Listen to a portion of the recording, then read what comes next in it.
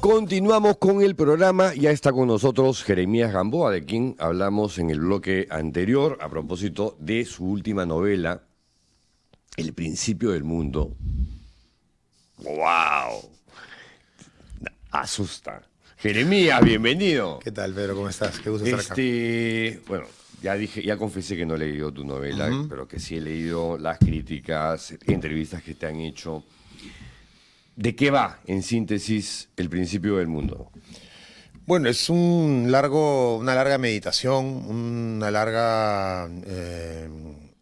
es un largo desenredo de un nudo que ha atrapado a un personaje peruano en el nudo colonial, en un malestar bestial. Es un personaje que ha terminado una maestría en Estados Unidos, pero que no está ni mucho menos en nada, en ningún tipo de situación de bienestar, ¿no? Y regresa al Perú a encontrarse con todos sus fantasmas, los fantasmas del pasado, la escuela pública, de primaria y secundaria, la universidad, las relaciones sociales que ha tenido en el trabajo, pero todo eso es a través de 3 conversaciones que él va teniendo cuando regresa a Lima, una con un compañero del colegio, que se llama Sabino Zárate, otra con la profesora que le enseñó a leer y a escribir, que se llama Marina Montemayor, y finalmente desencadena en una larguísima conversación en la que recupera el origen, la memoria familiar, ¿no? Que es el drama de la madre, que se llama Candelaria Amaro, y que le revelan esos 3 personajes diferentes aspectos del Perú. Es como una mesa en la que se sientan a conversar personajes sobre el Perú, de manera que, claro, una novela sobre el Perú es una novela pues, que no puede tomar pocas páginas, ¿no? Entonces, obviamente. Se extendió Ahora, hasta hacerlo. esa es la estructura de la novela. ¿De qué forma se retrata el Perú racista, clasista, elitista, discriminador, excluyente, prepotente? Y que ocurre en todos los estamentos del Perú, ¿no? O sea, unas cosas que me ocurrió con los lectores es que se sorprenden de que, por ejemplo, en la escuela pública, en el salón de la escuela pública, haya jerarquías. Sí. Hay gente con más privilegios que otra, hay gente más blanca que otra, o que se asume más blanca que otra, y que discrimina a la gente del turno tarde. Y en el turno tarde hay jerarquías, gente que se siente más blanca que otra, que discrimina a la gente del turno nocturna. En el turno nocturna es lo mismo. Discriminan a los serranos, y en la escuela rural lo mismo. Hay como una idealización a veces de las clases populares como no racistas. Y sin embargo, en la escuela rural ocurren, las diferencias son quién lleva sombrero, quién no, quién lleva hojotas y quién zapatillas. Esto es transversal. Y esto se eleva a las clases altas. Tú eres un colegio público, es el colegio privado, es el pituco del barrio. Claro. Pero ese tiene otro colegio, ¿de qué colegio más eres? Pituco, y el otro más, y de qué colegio eres, y eso no acaba nunca, ¿verdad? Entonces, es un corte, diría yo, que es lo que permite una gran novela grande, es una novela larga. Es una disección, es como meterle un químico al cerebro del Perú y mirar en una radiografía la situación, ¿no? del Perú. Entonces, hay 2 principios en la novela, hay muchos principios, pero hay 2 leyes importantes, que una es la casa, donde la madre le ha dicho a este personaje de mi novela, Manuel Flores Amaro, oculta tus señas, trata de blanquearte o mostrar las señas blancas y no las indígenas, o el pueblo indígena, porque eso te va a hacer mejor en la sociedad, cosa que muchos peruanos han internalizado, y del otro lado la sociedad, que te dice es mejor tener señas más blancas que señas diferentes, ¿verdad? Pero que no solamente es piel y fenotipo, ¿verdad? Es vestimenta, es acento, cómo hablas, cómo es el español, a qué suena, y eso te va modificando en función de una situación siempre específica. Tú eres cholo en un lugar y blanco en un lugar y gringo en otro, porque en el Perú nos medimos las pieles y nos estamos constantemente... Eso es un principio, en el sentido que es una ley que muchos extranjeros me han hablado, ahora que estaba empezando a mostrar el libro afuera, dicen que loco, eso es bien peruano. En todas las sociedades hay racismo, pero en el Perú tiene esa especificidad. Una de los comentarios sobre la novela, ya no me acuerdo si lo leí o lo escuchaba en una de las entrevistas que te han hecho sobre el libro, era en España, ¿no? Miramos con desprecio a los peruanos. Pero la forma en que los peruanos se tratan entre sí es una cosa de locos. Esta es una crítica bien bacán de un pata que se llama Alberto Olmos, un crítico muy... y dice algo así como, si usted piensa, creo que es una crítica, dice, si usted piensa que los españoles discriminan a los peruanos, no sabe lo que hacen los peruanos entre ellos. Sí, bueno, sí, claro. Eso es así todo el tiempo, nosotros lo vimos todo el tiempo.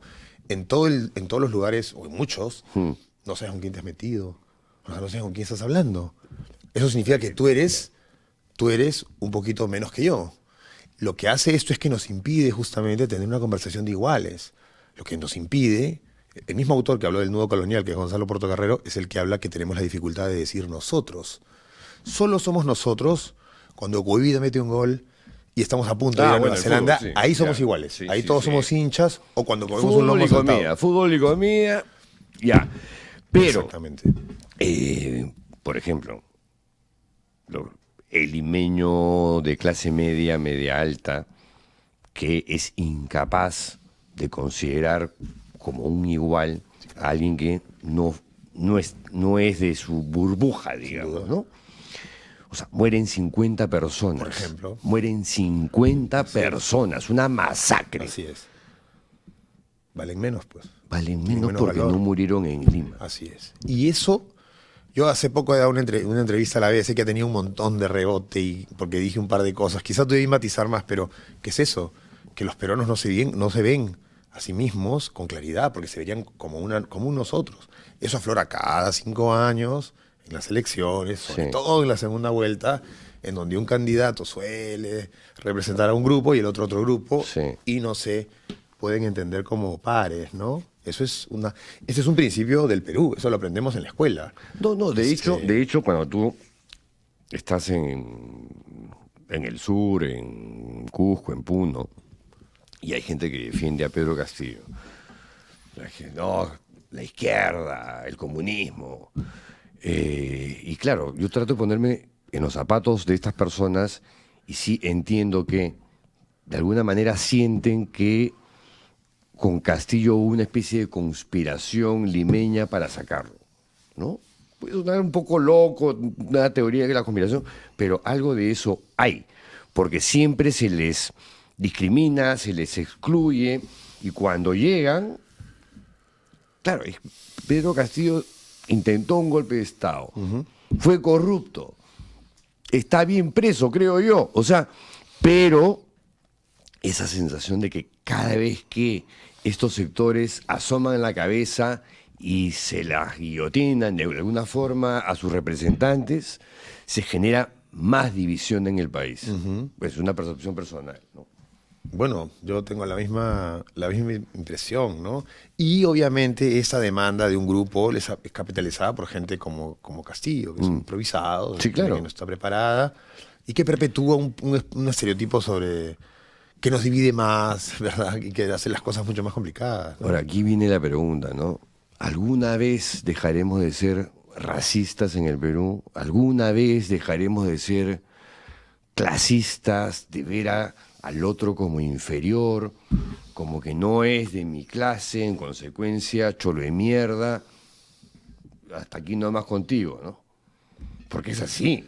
O sea, ¿qué nos podría llevar a otro lugar?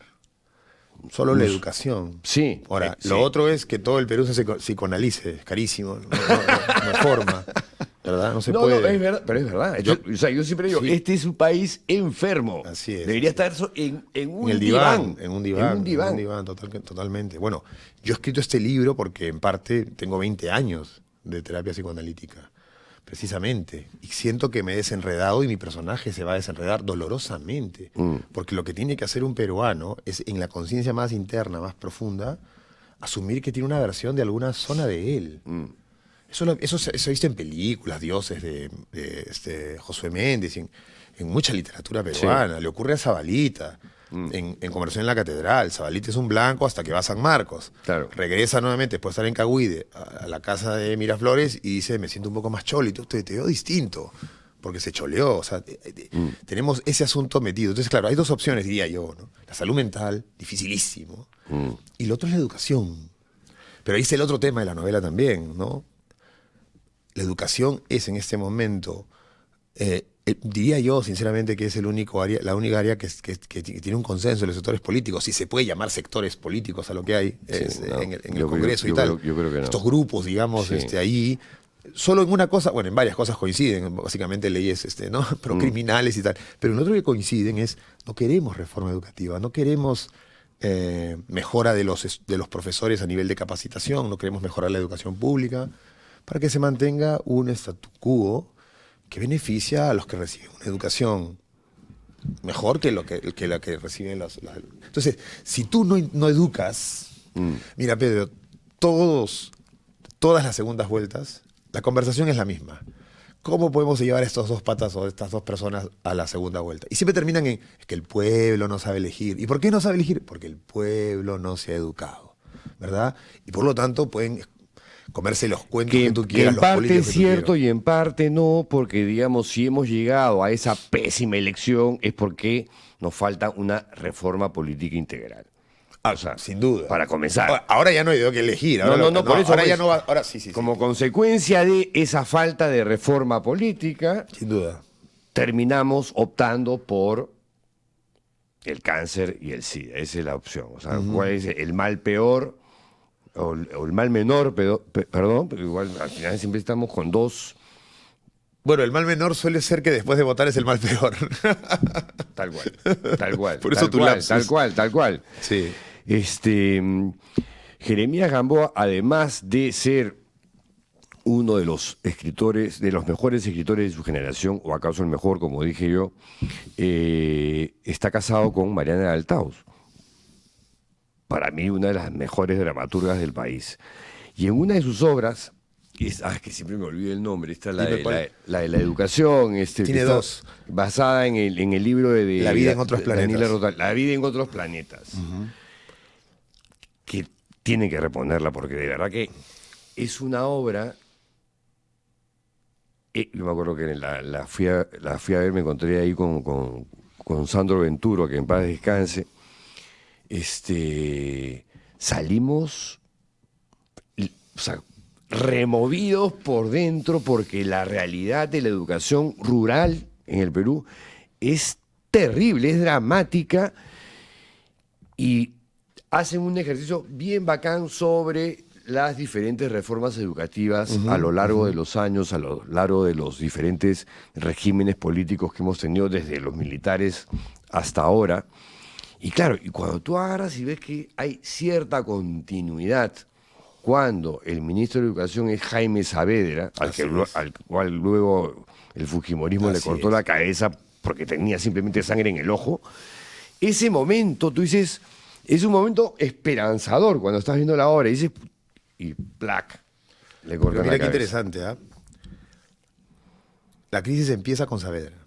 Sí, Es un sí, ministro, sí, sí. Es un, No, ministro, no. es un ministro de Educación. Sí. Keiko pide su cabeza. Sí. La del ministro de Educación. Sí. Por unas computadoras. creo. Pues es una 20 estupidez que no dependía de él. Ahí empezó la crisis política. Totalmente de acuerdo. De lo que estás hablando mientras venía acá, te escuchaba, ¿no? Ahí empezó los 8 presidentes, la Sí, ciencia. sí, todo, Empieza todo, con un todo. ministro de Educación. Es bien interesante. La lucha es por la educación.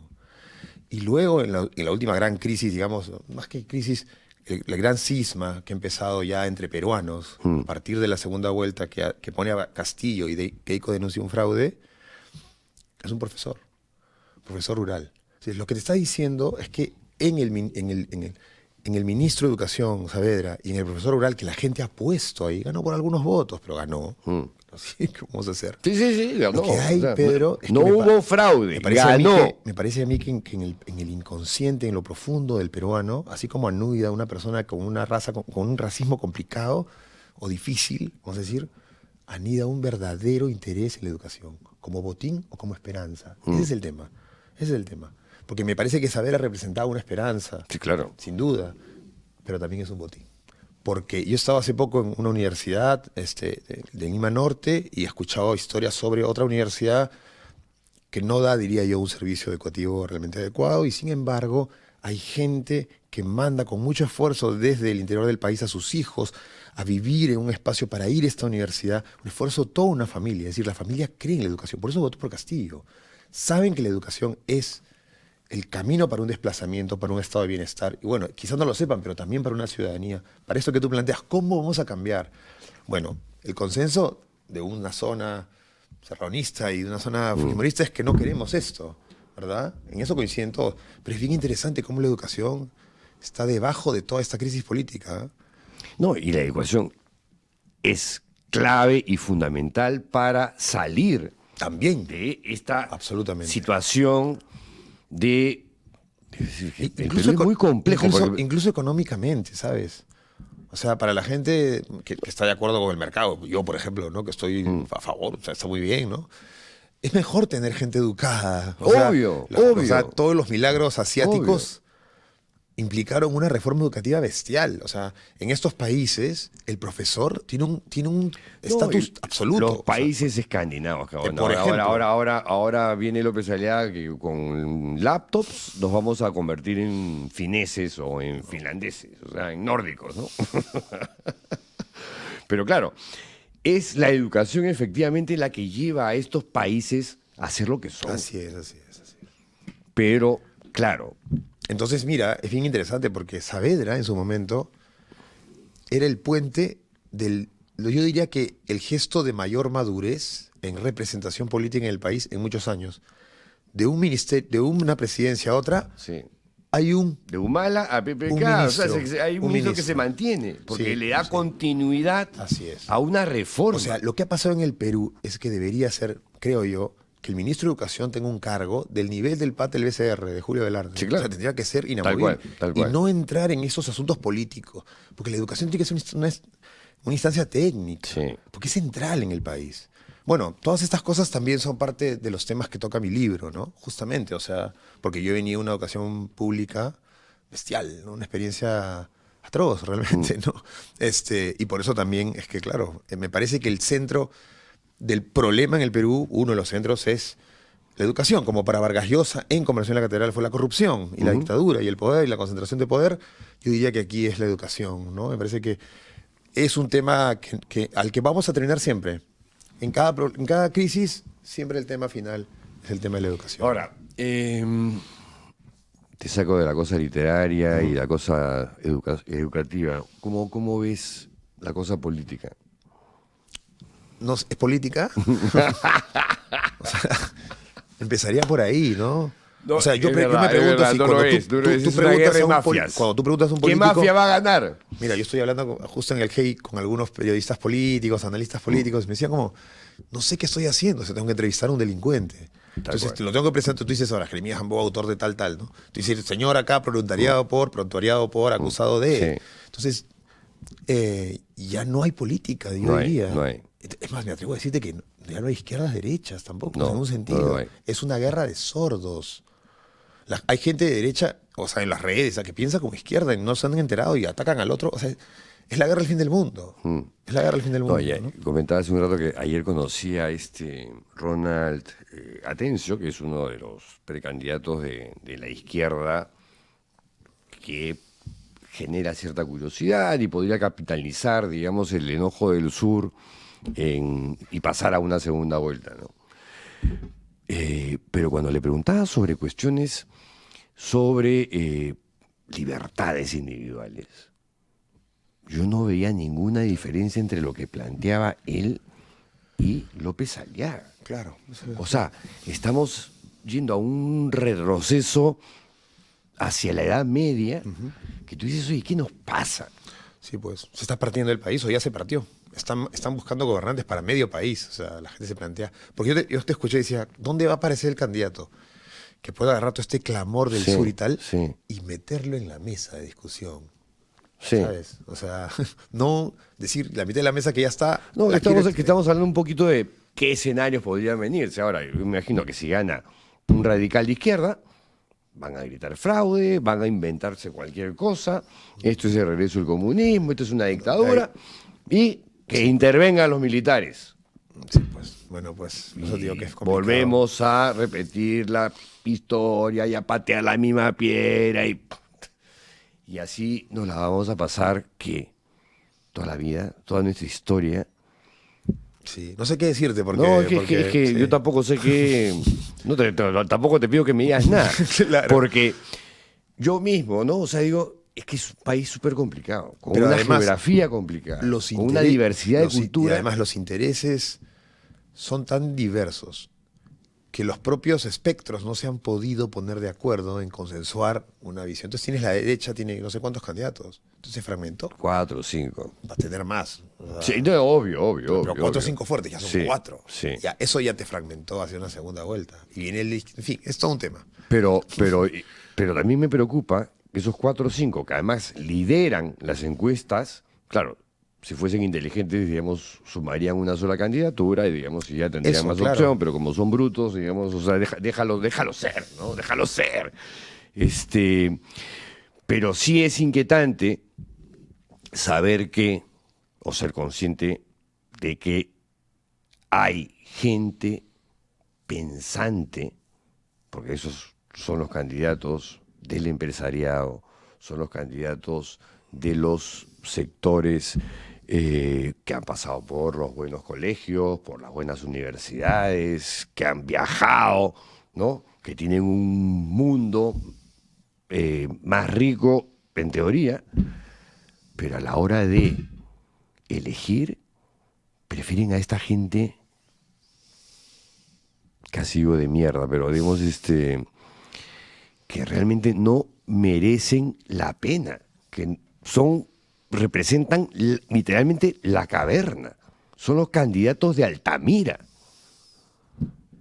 O sea, ¿qué país queremos? Esa es una pregunta pues que también estos señores, claro que yo me niego a llamarlos políticos, porque muchos son mafiosos, buscan intereses particulares, no tienen una idea básica de qué país quisiéramos ser. Es que nos hemos fragmentado así como... Y polarizado mucho, ¿no? ¿Por qué no se pueden consensuar una candidatura o dos de derecha fuertes o de izquierda? Sí. Porque los intereses son demasiado pequeños de todos y son diferenciados. Ya veremos en el Congreso qué hacemos y dónde nos encontramos. Pero represento algunos pequeños intereses que me están poniendo ahí. Que no son tan pequeños. ¿Ah? Bueno, no, pequeños en el sentido... Totalmente, no Sí. son pequeños. Pequeños en el sentido de que no representan la agenda peruana. No. Quieren solamente... No, es que ahora es con Rocha. Ayer entrevistamos a Chela Villasís, que acaba de sacar un súper programa en YouTube, que es Territorio Tomado. Solamente se ha concentrado en Martín Vizcarra. Y al final mostró un mapa interactivo sobre todos los grupos políticos que llevan una cantidad impresionante de mineros ilegales. Claro. Y estamos hablando de un aspecto de una economía criminal. Así es. Porque también aparecerán Así los es. de la tala, los de trata, Y esos sí han estado crimen pensando a quiénes organizado. llevar al Congreso años. Esos sí están diciendo a quiénes ponemos No, al Senado. y además, no, lo que sale en el reportaje de Chela es que ya no es que pongo, oye, anda tú, yo te banco, pero representas mis intereses. No, ahora son ellos mismos. Claro. Ya, dando la cara, ya les importa un carajo, les importa un pepino, ¿no? O sea, ya, yo voy. Pero mira, ante esta fragmentación, el otro día, conversando en una entrevista, me preguntaban por esta aparición en el Perú de novelas largas, extensas, ¿no? ¿Cómo se explica, no? En el año 92, 93, en el Perú se publicó La violencia del tiempo y País de Jauja. Novelas grandes, Sí. largas. En un momento pésimo el Perú. 91, 92, o sea, el país se iba... Y ahora aparecen la novela de Faberón, 700 páginas, la novela de Stuart Flores, 550, 600, la novela de Ruiz Rosas, Teresa Ruiz Rosas, y bueno, y la mía, ¿no? Pero la tuya es, 700, 600. la Pero mira tuya que es muy interesante porque el país está como... Un libro que da miedo. Sí, pero mira, se me ocurrió a mí pensar, ¿no será que la literatura, que es mi oficio, no, yo no soy un analista político, o sea, tú me preguntas si yo te puedo decir lo que... ¿No será que la literatura está tratando de generar un tejido total, completo, cuando el país se ha roto? O sea, ¿no será que la literatura, la novela, intenta abordar, unir fragmentos, diferencias? Porque en el caso de esta novela hay clase alta, clase media baja, hay clase baja rural, ¿no? Y sí, están desencontrados en muchas cosas, pero están unidos en el tejido de una novela, ¿no? Yo diría que, o sea, no es que falten, pero a lo mejor desde las disciplinas simbólicas, de verdad, desde el teatro, lo que hace Mariana, que intenta hacer un teatro rural. Mariana podría estar escribiendo y montando obras que ocurren solo en Miraflores y tal. Lo ha hecho, lo ha hecho extraordinariamente bien, ha hecho el Sistema Solar, Criadero, pero ella está intentando generar también un tejido teatral que hable de todos nosotros, que incluya a todos nosotros. Y eso es también lo que me pasa a mí, o sea, intento hacerlo, porque queremos un país transitable, ¿sabes? Pues nos estamos dividiendo, nos estamos insultando, nos estamos rompiendo. Nos rompen estos grupos, nos rompen estas mezquindades, esta gente que quiere copar puestos para que la educación siga igual, ¿no? Nosotros, yo, por ejemplo, Mariana, trabajamos con las palabras, no tenemos, no tenemos ninguna otra herramienta. No, ¿no? pero me interesa opiniones como la tuya, la de Mariana, la gente que hace arte, ¿no? Literatura, teatro, ilustraciones, porque tienen una sensibilidad sobre el país y tienen opinión política, que Sí. me interesa más, me importa más que la de un puñetero congresista de Acuña, pues. O sea, ¿qué me va a decir un agente de Luna sobre el tema educativo cuando claramente favorecen universidades truchas? En una comparación contigo, digamos que te has tirado, ¿qué? 10 años, 11 años, más o menos, sí. en tremendo librito que supone mucha reflexión sobre el país a partir de vivencias personales y de las cosas que has visto y de las cosas que has leído. Dices algo, Obviamente es una opinión pues, para mí mucho Claro. más relevante dices algo bien, que la de un político bien insignificante. importante, ¿no? Justamente en el Hey, un homenaje a Vargas Llosa, Juan Gabriel Vázquez rescataba el epígrafe me parece que es de Conversación en la Catedral, ¿no? Esta frase de que la literatura es la historia privada de las naciones, ¿no? Porque lo que hacemos los escritores no es historia, ni estrictamente ni antropología. Trabajamos el inconsciente. De alguna manera el novelista se inserta en un... Entonces es bien interesante porque en mi novela mi personaje ha regresado a Estados Unidos y se le ha ocurrido hacer una rueda de charlas sobre la novela peruana extensa.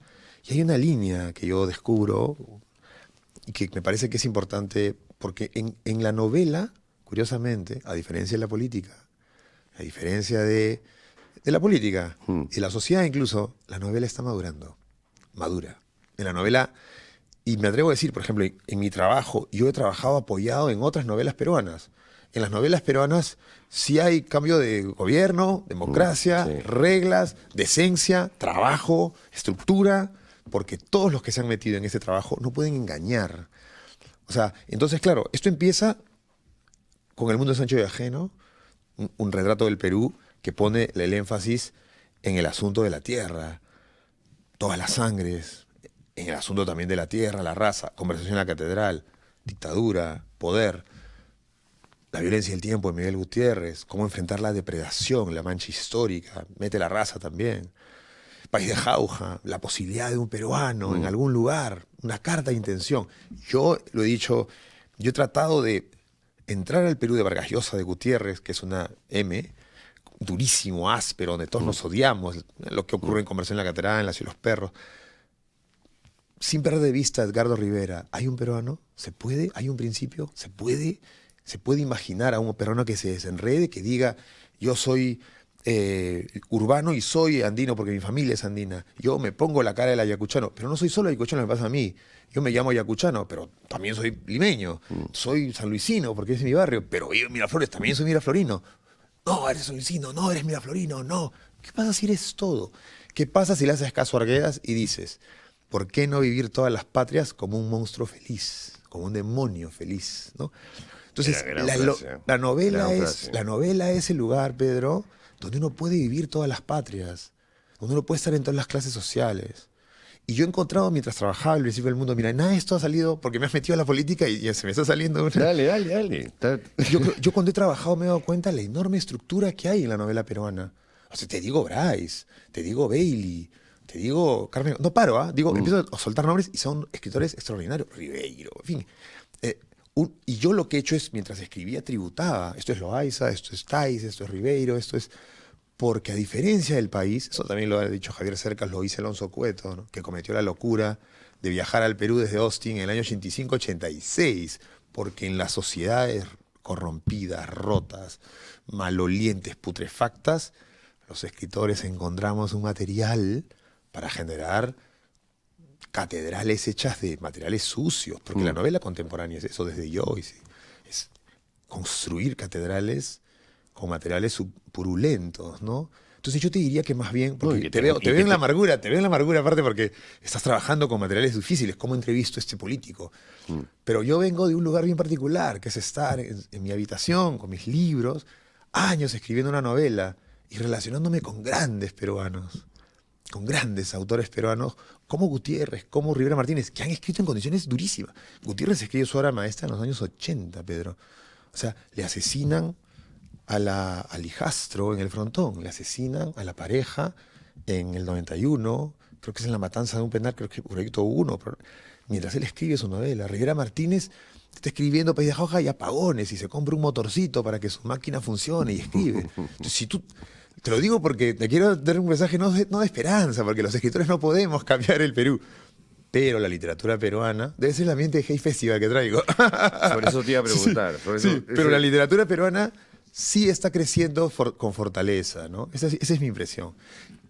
Y tenemos a los libros y nos tenemos que refugiar en ellos mientras generamos ciudadanía para tratar de transformar la política hasta donde podamos, ¿no? Quería cerrar con el Hey, que para mí, en lo personal, es el evento cultural más importante en el Perú, ¿no? Algunos dicen que son, no sé, la Feria Internacional de Lima. No, para mí es el Hey, y que está en el Perú gracias a Mario Vargas Llosa, que convenció a los organizadores de que si había un Hey Cartagena impulsado por García Márquez, ¿por qué no hacer un Hey en Arequipa, ¿no? Que es una ciudad preciosa. Preciosa, sí. Y es un placer estar ahí, participar en las conferencias, que no solamente son sobre literatura, sino abarca todo lo que puede abarcar. ¿Qué ha sido lo más importante en este último Hey? Que además ha sido un homenaje a Mario Vargas Llosa. Los homenajes, sin duda, a Vargas Llosa. Mira, yo te podría contar un par de anécdotas. Yo presentaba el libro de Héctor Abad Faciolince, que se llama Ahora y en la Hora, que es el libro de no ficción de su experiencia terrible en Ucrania, donde cae un misil y de pronto él se salva de morir por un hecho fortuito, como que no escuchaba bien por un oído y le dice... Le cambia la silla a la escritora ucraniana que al final fallece porque tiene un... Bueno, yo estoy firmando firmas con Héctor. Yo que traigo el espíritu, te traigo flores, ¿no? Y de pronto estamos los dos firmando y se acerca una señora y le dice, señora Abad, le quiero agradecer. Mi hermana estuvo leyendo El olvido que seremos y de pronto su hermana Marta ha descubierto 3 lunares en su cuello que son un melanoma y entonces ella descubre, ella sabe que ella tiene los mismos lunares y se da cuenta que podría ser un cáncer. Y entonces ella va a verse y era un cáncer en un estadio menor que el de su hermana y ha salvado. Se lo puede llegar a mi hermana. Gracias, señora Abad, por su libro, ¿no? Y luego vino otro señor y dice, señora Abad, le dice, ¿no? Yo firmaba así, escuchaba también algunas cosas, ¿no? Mi colegio, a mí me vienen con historias de mi colegio tenía un baño pero público. además en el contexto de que esta última novela de Héctor Abad, que no he leído, pero conozco la historia, porque fue muy impactante en su momento. Sí. Él siente culpa. Sí, ¿no? Por sobrevivir. Por sobrevivir. Y por ser un viejo sobreviviente. Sí. ¿Por qué morí yo en lugar de ella, que Exacto. tenía 30 y tantos? La de su hija. ¿Por qué he muerto yo? ¿No? Sí. Total. Ahora, este señor le dice, señora Abad, leo El olvido que seremos, y yo estaba peleado con mi padre. Y ahora por usted vive en el Perú. Porque yo vivía en Bolivia, pero leí el libro, me conmovió mucho. Llamé a mi papá, empezamos a conversar, me dijo como que soy retractado a ciertas cosas, nos acercamos, nos vimos, recuperé a mi papá se enfermó y yo me quedé en el Perú. Gracias. Y claro, Héctor voltea y me dice, como te digo, yo recibo más bien comentarios de, yo estudié escuela pública, en los baños, quiero hablarte del baño de mi colegio, me dicen. Es maravilloso. El Hey, para un escritor, como es impresionante. Y de pronto él voltea y me dice, las cosas que nos pasan, ¿no, Jeremías? Por escribir libros, ¿no? Obviamente, a mí lo que me pasa en el Hey es que yo siento que vivo en el país de Jauja de Rivera Martínez. Porque la gente lee, la gente habla de libros, no habla de tweets, habla de libros. No hay esto de M, es como nos encontramos en el libro, es un espacio para encontrarse. Esa es otra forma de ver el tema de las novelas. Y que no solamente son libros que desarrollan la cosa literaria, si nos dimos son libros de también ciencia, Así es. inteligencia artificial, el tema de las guerras, El tema de las Gaza, guerras, el tema de Gaza. se ha hablado donde habla- hubo un incidente que me contaron bien particular, fuerte, no sé, y es de todo un poco, ¿no? El tema Sí. del Papa, que habían 2 o 3 mesas donde estaban Pau y Elis Allen hablando sobre eso. Es como un lugar para contactar con quienes están pensando el mundo y el país con un trabajo que se aleja del ruido. Ese es el trabajo tuyo. Tú trabajas en el ruido y la furia, ¿no? O sea, tienes que trabajar con el ruido constante del día a día. El escritor tiene el privilegio, autoimpuesto, qué sé yo, tienes que ponerte en un claustro, ¿no? Es lo que decía Héctor Abad sobre Vargas Llosa. Decía, Bueno, era pero, un monje. digamos, Sí. cuando haces un libro de investigación, de alguna manera también Haces lo mismo, tienes te que hacer metes lo en mismo, un... sí. Y cuando sales de él, tienes una visión del mundo hermosa de compartir, ¿no? Toda tu experiencia, por ejemplo, los libros que has escrito tú sobre todo el sodalicio. No son libros hermosos, pero... Pero es digamos, una experiencia que enriquece el mundo. Que enriquece el mundo, Sí, que alerta bueno, sobre cosas que no se deben hacer. Es un granito de arena en Mira, una historia complicada. Entre mil cosas de esos libros que has escrito tú, yo he descubierto mecanismos de dominación más allá del sodalicio. Es decir, siempre en las novelas, en los textos, en los casos, hay un fondo que es universal a todos. O sea, porque estas sectas, eso lo llevas a otra novela de Emma Klein. Sí, claro, Las chicas claro. y es lo mismo. Exacto. Es el culto a un líder, en fin, la personalidad, el culto a la personalidad. Lo mismo ocurre, creo yo, con esta novela y con otras, ¿no? O sea, situaciones de guerra, en el caso de Héctor Abad, o en el caso acá, el tema racial y educación, las brechas, ocurren en todas las sociedades. Solo que en el Perú ocurren a la peruana. Pero eso permite que un español vea cómo ocurre al español y cómo ocurre a la colombiana, ¿no? Sí, y lo bueno es que la gente que va es gente que ha trabajado a fondo algo. Entonces habla con un sustento. Sí, claro. Y eso hace todo rico porque no hay... Y Sí, interactúa Exacto, con exacto. con gente inteligente, pensante, que también ha tenido reflexiones sobre el mismo tema. Entonces, es sí. muy rico. Mira, muy una vez me rico. acuerdo cuando yo entrevisté a Cucho Peñalosa por un reportaje que hizo sobre... Cucho Peñalosa era un especialista, tenía un programa de música. Ya. Pero es curioso porque yo hice una crónica larga cuando los Rolling Stones tocaron en Cuba. Ya. Entonces lo entrevisté porque él era un fanático de los Rolling Stones y amigo de Keith Richards. Ah, ¿en Cucho serio? Peñalosa. Tenía un programa en Canal 7, Ya. un pata que hablaba así siempre sobre... Bueno, un experto en rock. Y entonces él me dice, me cuenta qué cosas vive él en el concierto en Lima, en los conciertos. ¿Has visto a los Rolling Stones 50 veces en diferentes ciudades del mundo? Pero me dice, el día en que salimos del concierto de los Stones en Lima, y yo me fui al Café Haití, y me senté con mi pueblo, con mi lengua, y vi que toda la gente tenía sus pueblos de la lengua en diferentes lugares, sentí que estaba en mi país. O sea, bueno, algo así es el hate para un escritor, o para un pensador. De pronto sientes que estás en un lugar en donde todo es pensamiento, Sí, argumentación, sí. buenas formas, Y ¿no? discusiones civilizadas. Exacto. O sea, me avisan que Pedro. tenemos comentarios Sí. del público. Tenemos un comentario de Alberto ver, Ibáñez. dale. Señor Gamboa, en su obra El principio del mundo, el personaje estudió fuera entonces, recibiendo una educación de calidad. De ser así, al volver a su país se siente que no quiere volver. ¿Le viene a la mente lo que su madre le decía del olor de su tierra? La última parte completamente, pero un amigo mío, Tiene lectores, que es un muy buen, es un estupendo editor, me dijo, tu novela es la manifestación de que la educación occidental, la mejor, no es suficiente para un peruano. Es decir, bueno, el caso de Toledo, es un peruano rural, le dan una educación, Stanford, y no fue suficiente. Terminó como terminó, ¿verdad? Como un corrupto. Entonces, ¿qué educación necesita? Entonces, este pata me decía, este amigo mío me decía, necesitas la educación sentimental, ¿no? Entonces, mi personaje cuando está en la crisis, está en Nueva York, se da cuenta que el camino que sigue es Harvard, el PhD y tal, no puede con eso, es que retorna.